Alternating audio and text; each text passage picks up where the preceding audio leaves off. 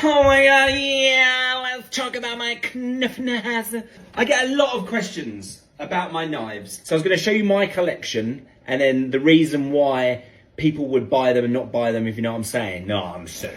I should have organised this a bit better.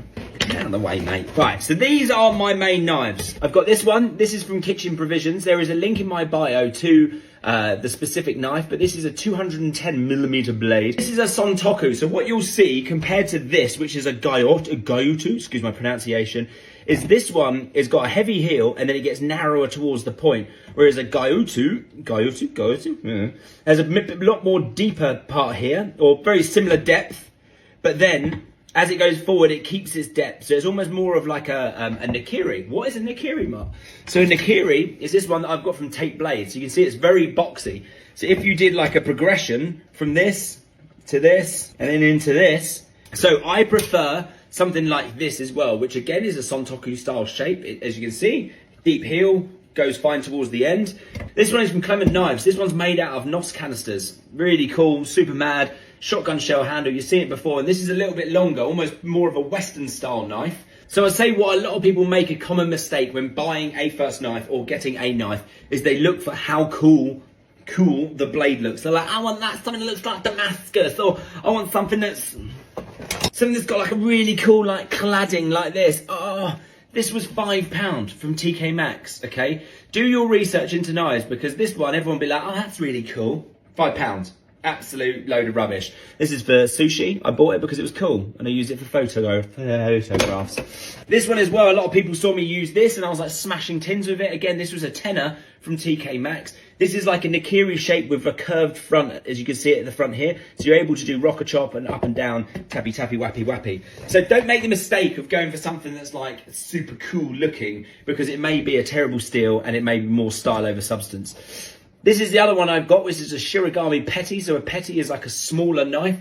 This is what I use probably like 70% of the time. That is kind of like my knife collection. As you always know, I use a Victorinox pastry knife. It's a serrated knife. It is absolutely brilliant. The workhorse of the kitchen. I've only had two in my life. I've actually got my first ever one here, which I had since I was 15 years old. And as you can see, I've sharpened it and it's become more of a slicer. The only other knife that I'd ever get is a Victorinox tomato knife. You can get like 3 of these for like, I think they're like 15, 20 quid for 3. Absolutely brilliant. Again, perfect for doing all the things like for my son, like grapes, tomatoes, obviously it's called a tomato knife, all those little things. So my like recommendation, if you wanted to get started into getting knives, is invest in one decent chef's knife like this, and then skip that one, get a little tomato Victorinox knife, get a pastry knife, and then see how you feel and what you do most of, and then go into that. So let's get a carrot. Right, so this is a carrot. So cut it down into manageable sizes, right? So with this is a very easy sort of like tip heel rock chopping motion knife, yeah? Because you've got this arc on the knife already for that to happen. So shuffle back a bit. So when you're using a knife, tip heel is where the power is, come down, boom, lovely. Then if you want to chop these into like a julienne, you can keep the tip of the knife down. This is why it's very good for learners. The tip of the knife stays down and this just rubs up against your knuckles here, okay? You'll never cut yourself if you do that. And then you rubbing, tip heel, rub, rub, rub. Always watch your thumb, tip heel, yeah? So it's going like this, tip heel, tip heel, tip heel, tip heel. So you hear, if I don't talk, no noise.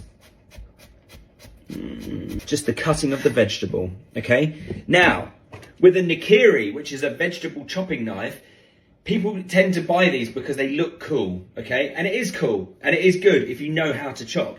But if you're not very confident with chopping, then it can be a little bit of a burden, okay? So with this, because it's got such a squared edge, you won't be able to go tip heel in because it will just get stuck. Look, tip heel, doesn't work.